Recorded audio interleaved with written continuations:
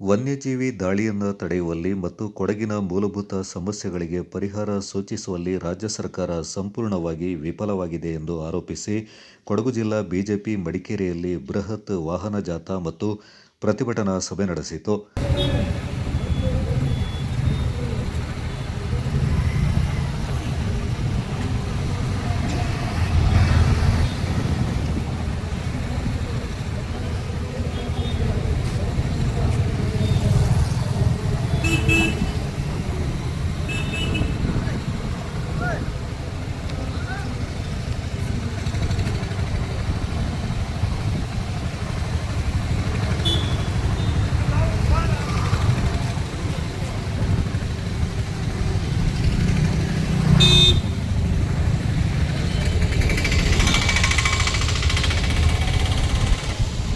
ನಗರದ ಗಾಂಧಿ ಮೈದಾನದಲ್ಲಿ ನಡೆದ ಪ್ರತಿಭಟನಾ ಸಭೆಯಲ್ಲಿ ಪಾಲ್ಗೊಂಡು ಮಾತನಾಡಿದ ಸಂಸದ ಯದುವೀರ್ ಒಡೆಯರ್, ವನ್ಯಜೀವಿ ದಾಳಿಯನ್ನು ತಡೆಯುವಲ್ಲಿ ರಾಜ್ಯದ ಕಾಂಗ್ರೆಸ್ ಸರ್ಕಾರ ಸಂಪೂರ್ಣವಾಗಿ ವಿಫಲವಾಗಿದೆ. ಆದರೆ ಈ ಸಮಸ್ಯೆಯ ಪರಿಹಾರಕ್ಕೆ ಕೇಂದ್ರ ಸರ್ಕಾರದಿಂದ ಅಗತ್ಯ ನೆರವು ದೊರಕಿಲ್ಲವೆಂದು ಕಾಂಗ್ರೆಸ್ ಆರೋಪಿಸ್ತಾ ಇದೆ. ಇದು ಸತ್ಯಕ್ಕೆ ದೂರವಾದ ಮಾತು. ಕೇಂದ್ರದ ಅರಣ್ಯ ಮತ್ತು ಪರಿಸರ ಸಚಿವ ಭೂಪೇಂದ್ರ ಯಾದವ್ ಅವರು ಕಾಡಾನೆ ಹಾವಳಿ ತಡೆಗೆ 350 ಕೋಟಿ ರೂಪಾಯಿಗಳ 5 ವರ್ಷಗಳ ಅವಧಿಯ ಯೋಜನೆಯನ್ನು ಒದಗಿಸಲು ಮುಂದಾಗಿದ್ದಾರೆ ಎಂದರು. ಇದಿಷ್ಟೆಲ್ಲ ಪ್ರತಿಕ್ರಿಯೆಯನ್ನು ಕೊಟ್ಟಿದ್ದಾರೆ ಕೇಂದ್ರ ಸರ್ಕಾರ. ಅಂದರೆ ಮನವಿ ಕೊಡೋದ ನಂತರ ಅವರು ಒಂದು ಪ್ರತಿಕ್ರಿಯೆ ಕೊಟ್ಟಿದ್ದಾರೆ, ಘೋಷಣೆಯನ್ನು ಮಾಡಿದ್ದಾರೆ, ಲೆಟರ್ ತಂದಿದ್ದಾರೆ. ಅದನ್ನ ಕಾರ್ಯರೂಪ ತರೋದಕ್ಕೆ ಒಂದು ಯೋಜನೆಯನ್ನು ಕೂಡ ಕೇಂದ್ರ ಸರ್ಕಾರ ಮಾಡ್ತಾ ಇದೆ, ತಾಂತ್ರಿಕ ನೆರವನ್ನು ಕೂಡ ಕೊಡ್ತಾರೆ ಅಂತ ಹೇಳಿದರು. ರಾಜ್ಯ ಸರ್ಕಾರ ಏನು ಮಾಡಿದೆ ಅಂತ ಈ ಸಂದರ್ಭದಲ್ಲಿ ನಾನು ಹೇಳ್ತೀನಿ. ಮನವಿ ಮಾಡೋದಕ್ಕೆ ಅವ್ರಿಗೆ ಅರಣ್ಯ ಮಂತ್ರಿನೇ ಇಲ್ಲ, ಇನ್ನೂ ಅವರ ಒಂದು ಕ್ಯಾಬಿನೆಟ್ ಎಕ್ಸ್ಪ್ಯಾನ್ಷನ್ ಆಗಿಲ್ಲ, ಅರಣ್ಯ ಮಂತ್ರಿನೇ ಇಲ್ಲ ಅವ್ರಿಗೆ ಒಂದು ಮನವಿ ಮಾಡೋದಕ್ಕೆ. ಸ್ಮೂತ್ ಟ್ರಾನ್ಸಿಷನ್ ಅಂತ ಹೇಳ್ತಾರೆ ಮುಖ್ಯಮಂತ್ರಿ, ಒಂದು ಸ್ಮೂತ್ ಟ್ರಾನ್ಸಿಷನ್. 6 ತಿಂಗಳು ಆ ಒಂದು ಕುರ್ಚಿಗಾಗಿ ಅಗ್ಗಾಜಗಾಟ ನಡೆದಿದೆ. ಅದಾದ ನಂತರನೂ ಕೂಡ ತಕ್ಷಣವೇ ಅವರು ಒಂದು ಕ್ಯಾಬಿನೆಟ್ ಎಕ್ಸ್ಪ್ಯಾನ್ಷನ್ ಮಾಡಿ ಎಲ್ಲ ಮಂತ್ರಾಲಯಕ್ಕೆ ಏನು ಸೂಕ್ತ ನಿರ್ಧಾರಗಳು ತಗೋಬೇಕಾಗಿದೆ, ಯಾವುದೇ ರೀತಿ ನಿರ್ಧಾರಗಳು ತಗೋತಾ ಇಲ್ಲ. ಯಾವುದೇ ಒಂದು ಮಂತ್ರಾಲಯದಲ್ಲಿ ನೀವು ಕೇಳಿ, ಅರಣ್ಯ ಇಲಾಖೆ ಅಂತೂ ಸಂಪೂರ್ಣವಾಗಿ ವಿಫಲ ಆಗ್ತಾ ಇದೆ. ಸಕ್ರಿಯವಾಗಿ ಏನು ಕೆಲಸ ಮಾಡಬೇಕಾಗಿದೆ ಯಾವುದೇ ರೀತಿಯ ನಿರ್ಧಾರ ಇಲ್ಲದೇನೆ ಅವರು ಕೆಲಸನೇ ಮಾಡ್ತಾರೆ. ವಯನಾಡಿಗೆ ದುಡ್ಡೊಂದು ಕೇಳಿದ್ರೆ ಹೋಗೇ ಹೋಗುತ್ತೆ. ಅಲ್ಲಿ ಯಾರಿದ್ದಾರೆ ವಯನಾಡು ಅಂದರೆ ನಿಮ್ಗೆಲ್ಲರಿಗೂ ತಿಳಿದಿರ್ತಕ್ಕಂಥ ಸಂಗತಿ. ಅಲ್ಲಿರುವಂಥದ್ದು ಆನೆ ದಾಳಿ ಆಗಿರುವಂಥದ್ದು ಸಂದರ್ಭದಲ್ಲಿ, ಅಲ್ಲಿ ಮರಣ ಆಗಿರುವಂಥದ್ದು ಸಂದರ್ಭದಲ್ಲಿ 30 ಲಕ್ಷ ಕಳಿಸಿದ್ದಾರೆ ವಯನಾಡು MP ಒಂದು ಸಹಾಯಕ್ಕಾಗಿ. ಪ್ರಕೃತಿ ವಿಕೋಪದಿಂದ ಮನೆ ಏನು ಒಂದು ಪುನಃ ನಿರ್ಮಾಣ ಮಾಡಬೇಕಾಗಿರ್ತಕ್ಕಂಥ ಸಂದರ್ಭದಲ್ಲಿ 10 ಕೋಟಿ ಕಳಿಸಿದ್ದಾರೆ. ಈ ಸರ್ಕಾರ ವಯನಾಡಿಗೋಸ್ಕರ ಕೆಲಸ ಮಾಡುತ್ತೆ, ಕೊಡಗು ತಮ್ಮದೇ ಆದಂಥ ರಾಜ್ಯ ಕೊಡಗುಗೋಸ್ಕರ ಯಾವುದೇ ರೀತಿಯ ಪ್ರತಿಕ್ರಿಯೆ ಇಲ್ಲ. ತಮ್ಮೆಲ್ಲರಿಗೂ ತಿಳಿದಿರೋ ಹಾಗೆ ಕೊಡಗಿನಲ್ಲಿ ವನ್ಯಜೀವಿ ಮಾನವ ಸಂಘರ್ಷ ವರ್ಷಕ್ಕೆ ಹೆಚ್ಚಾಗ್ತಾ ಇದೆ. ಪ್ರಕರಣಗಳು ಹೆಚ್ಚಾಗ್ತಾ ಇದ್ದಾವೆ.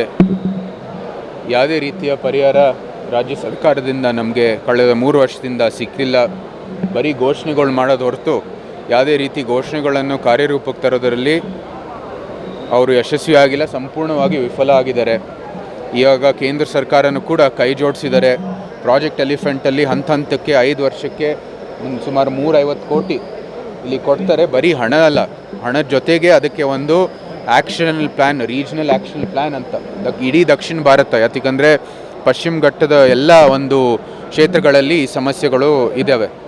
ವಿಶೇಷವಾಗಿ ಆನೆ ಮಾನವ ಸಂಘರ್ಷದ್ದು ಅದರಲ್ಲಿ ನಿಖರವಾಗಿ ಕೊಡಗು ಒಂದು ಮಾದರಿ ರೂಪಿಸೋದಕ್ಕೆ ಕೊಡಗುನೇ ಆಯ್ಕೆ ಮಾಡಿದ್ದಾರೆ. ಈ ಟೆಲಿಮೆಟ್ರಿ ಸಿಸ್ಟಮ್ ಅಂದರೆ ಆನೆಯ ಒಂದು ಮೂವ್ಮೆಂಟನ್ನು ಗುರುತಿಸಿ ಅದು ಎಲ್ಲೆಲ್ಲಿ ಹೋಗ್ತಾ ಇದೆ ಅಂತ ಒಂದು ಏನು ಎಚ್ಚರಿಕೆ ಕೊಡೋ ದೃಷ್ಟಿಯಲ್ಲಿ ಆ ಒಂದು ಸಿಸ್ಟಮನ್ನು ರೂಪಿಸಲಿಕ್ಕೆ ಇವತ್ತು ವಿರಾಜಪೇಟೆ ಮತ್ತು ಕೊಡಗುನೇ ಆಯ್ಕೆ ಮಾಡಿದ್ದಾರೆ. ಇದೆಲ್ಲನೂ ಕೂಡ ಕೇಂದ್ರ ಸರ್ಕಾರ ನಮಗೆ ಸ್ಪಂದನೆ ಮಾಡ್ತಾ ಇದ್ದಾರೆ. ಜೊತೆಗೆ ಈ ಒಂದು ಏನು ಸಮಸ್ಯೆ ಆನೆಗಳಿದೆ ಅದನ್ನ ಗುರುತಿಸಿ ಯಾವ ರೀತಿ ಅದನ್ನ ರಿಹ್ಯಾಬಿಲಿಟೇಷನ್ ಮಾಡೋದಕ್ಕೂ ಕೂಡ ಇವತ್ತು ನಾವು ಸೂಚನೆ ಕೊಟ್ಟಿದ್ದೀವಿ. ಆ ಸಲಹೆ ಮೇರೆಗೂ ಕೂಡ ಈ ರೀಜ್ನಲ್ ಆ್ಯಕ್ಷನ್ ಪ್ಲ್ಯಾನನ್ನು ರೂಪಿಸಲಿಕ್ಕೆ ಅವರು ಮಾಡ್ತಾಯಿದ್ದೇವೆ. ಅಂದರೆ ಇವತ್ತು ನಮ್ಮ ಮನವಿಗೆ ಸ್ಪಂದಿಸಿ ಯೋಜನೆಯೂ ಕೂಡ ರೂಪಿಸಿ ಹಣದ ಒಂದು ಏನು ಸಹಾಯ ಬೇಕಾಗಿದೆ ಅದನ್ನು ಕೂಡ ಮೀಸಲಿಟ್ಟಿದ್ದಾರೆ. ಜೊತೆಗೆ ಒಂದು ತಾಂತ್ರಿಕ ನೆರವನ್ನು ಕೂಡ ಕೊಟ್ಟಿದ್ದಾರೆ ಕೇಂದ್ರ ಸರ್ಕಾರ. ರಾಜ್ಯ ಸರ್ಕಾರ ಇವಾಗ ಸ್ಪಂದಿಸಿ ಈ ಸಮಸ್ಯೆಯನ್ನು ಬಗೆಹರಿಸೋದಕ್ಕೆ, ಶಾಶ್ವತವಾದಂಥ ಪರಿಹಾರ ಕೊಡೋದಕ್ಕೆ ಕೈ ಜೋಡಿಸಬೇಕು ಅಂತ ನಮ್ಮ ಸ್ಪಷ್ಟವಾದಂಥ ಆಗ್ರಹ. ಜೊತೆಗೆ ಇವತ್ತು ಏನು 6 ತಿಂಗಳು ಹಿಂದೆ ಮುಖ್ಯಮಂತ್ರಿಯ ಒಂದು ಕುರ್ಚಿಗಾಗಿ ಹಗ್ಗಜಗ್ಗಾಟ ನಡೆದಿದೆ, ಮುಗ್ದಿದೆ. ಈಗ ಮಂತ್ರಿ ಒಂದು ಕುರ್ಚಿಗಳಿಗೆ ಏನು ಹಗ್ಗಜಗ್ಗಾಟ ನಡೀತಾ ಇದೆ, ಕೊಡಗೂಲು ಸಹ ಅದು ನಡೀತಾ ಇರುವಂಥದ್ದು. ಅದನ್ನ ಬಿಟ್ಟು ಸ್ಥಳೀಯ ಸಮಸ್ಯೆಯನ್ನು ಬಗೆಹರಿಸಬೇಕು ಅಂತ ನಮ್ಮ ಸ್ಪಷ್ಟವಾದಂಥ ಆಗ್ರಹ. ಎಲ್ಲೂ ಇಲ್ವಲ್ಲ, ಏನು ಒಂದು ಘೋಷಣೆನೂ ಇಲ್ಲ. ಇಲ್ಲಿ ಬಂದು ಹೈವೇ ತಡೆ ಮಾಡುವಾಗ ಇಲ್ಲ CCF ಕಳಿಸ್ತೀವಿ ಅಂತ ಹೇಳೋದು ಹೊರತು ಯಾವುದೇ ರೀತಿಯ ಪ್ರತಿಕ್ರಿಯೆ ಇಲ್ಲ.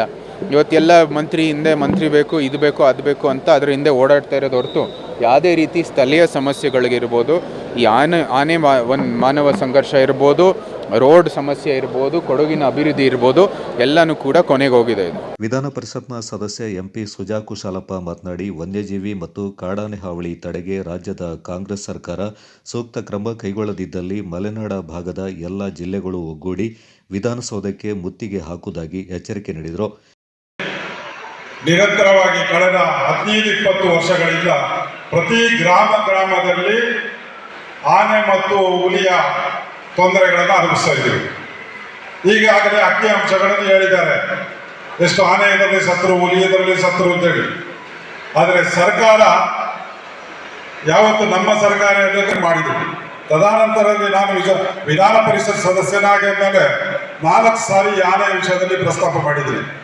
ಆದರೆ ಅರಣ್ಯ ಮಂತ್ರಿಯವರ ಉತ್ತರ ಬರೀ ಆನೆ ಟಾಸ್ಕ್ ಫೋರ್ಸ್ ರಚನೆ ಮಾಡಿದ್ದೀವಿ, ಆನೆ ಮತ್ತು ನಾವು ಪರಿಹಾರವನ್ನು ಕೊಟ್ಟಿದ್ದೇವೆ ಅಂತ. ಆದರೆ ಅದಕ್ಕಾದಂತೆ ಅರಣ್ಯ ಸಚಿವರು ಮತ್ತು ಕಳೆದ 15-20 ವರ್ಷಗಳಿಂದ ಇವರು ಏನು ಮಾಡ್ತಾ ಇದ್ದಾರೆ, ಅರಣ್ಯ ಇಲಾಖೆಯವರು ರೈತರಿಗೆ ಕಿರುಕುಳ ಕೊಡೋದು ಮಾತ್ರ ಅಲ್ಲದೆ ಅವರು ನಮ್ಮ ರೈತರಿಗೆ ಸಹಕಾರ ಮಾಡುವ ರೀತಿಯಲ್ಲಿ ಕೆಲಸ ಮಾಡ್ತಾ ಇದ್ದಾರೆ. ಈಗ ಅರಣ್ಯದಿಂದ ಬರುವ ಆನೆಗಳಿಗೆ ಅವರು ಕಳೆದ 15-20 ವರ್ಷದಿಂದ ಅವರು ಒಂದು DPR ಅನ್ನು ಮಾಡಿ ರಾಜ್ಯ ಸರ್ಕಾರಕ್ಕೂ ಮತ್ತು ಕೇಂದ್ರಕ್ಕೂ ಸಲ್ಲಿಸಬೇಕಾಯಿತು, ಅದು ಮಾಡಲಿಲ್ಲ.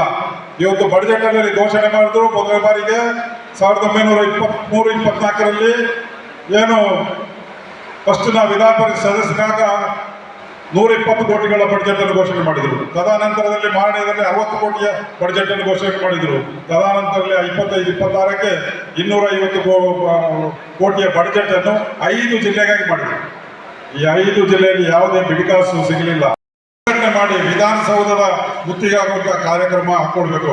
ನಾವು ಯಾವುದು ಎಲ್ಲ ರೈತಾಪಿ ವರ್ಗದ ಕೂಲಿ ಕಾರ್ಮಿಕರು ಎಲ್ಲ ಒಗ್ಗಟ್ಟಾಗಿ ಒಂದಾಗಿ ಹೋರಾಟ ಮಾಡಿದ್ರೆ ಮಾತ್ರ ನಮಗೆ ಈ ಶಾಶ್ವತವಾದ ಪರಿಹಾರ ಕಲ್ಪಿಸಲಿಕ್ಕೆ ಸಾಧ್ಯ ಆಗ್ತದೆ.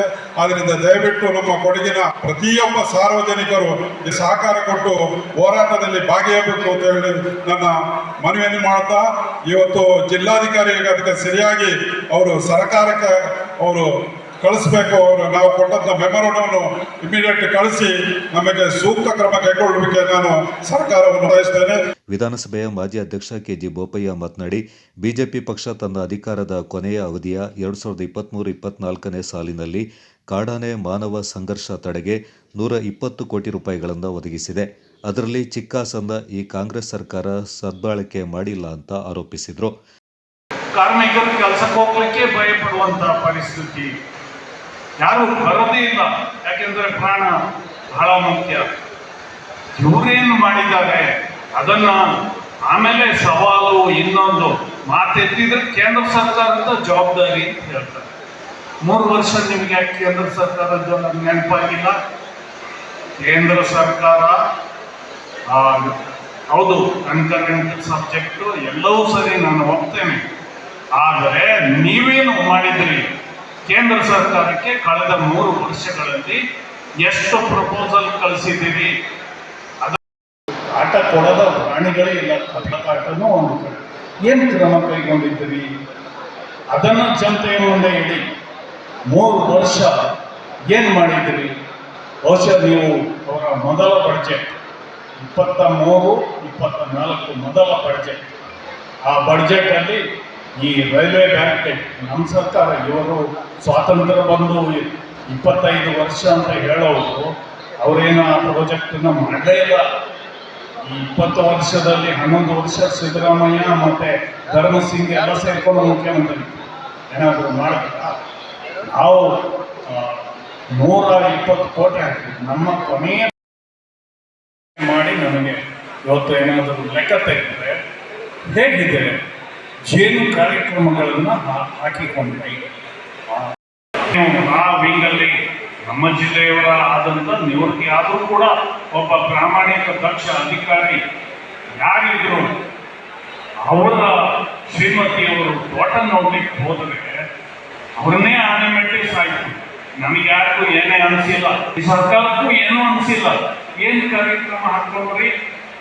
ಮಾಜಿ ಸಚಿವ ಎಂಪಿ ಅಪ್ಪಚ್ಚು ರಂಜನ್ ಮಾತನಾಡಿ, ಜಿಲ್ಲೆಯ ಸಿ ಮತ್ತು ಡಿ ಜಮೀನನ್ನು ಅರಣ್ಯಕ್ಕೆ ಹಸ್ತಾಂತರಿಸಬೇಕೆನ್ನುವ ಆದೇಶವನ್ನು ಪರಿಸರವಾದಿಗಳ ಪಿತೂರಿಯಿಂದ ಹೊರಡಿಸಲಾಗಿದೆ ಎಂದರು.